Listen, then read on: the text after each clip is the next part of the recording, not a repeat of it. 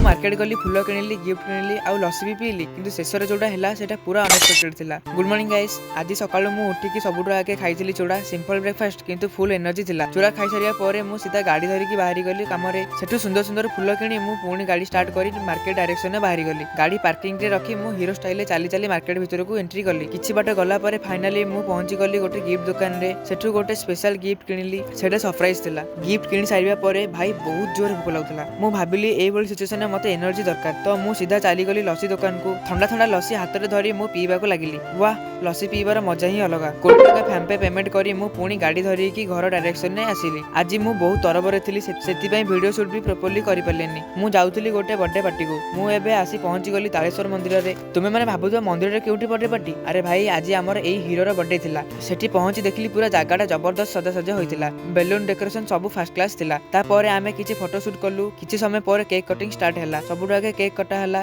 ता परे आमे सब केक खाई फुल एन्जॉय कलु। केक खाई मन पूरा शांति हो गला। शेषरे मु गोटे बहुत बड़ बेलून माल धरी घर को फेरी आसिली। तो ए थिला आजिर पूरा दिनर कहानी। जदि ब्लॉग भलो लागिला तो लाइक शेयर सब्सक्राइब करिवे। आउ जदि इंस्टाग्राम में देखुछ ताले फॉलो करबा को जमा भी भूलिबेनी। देखा नेक्स्ट ब्लॉग रे। जय जगन्नाथ।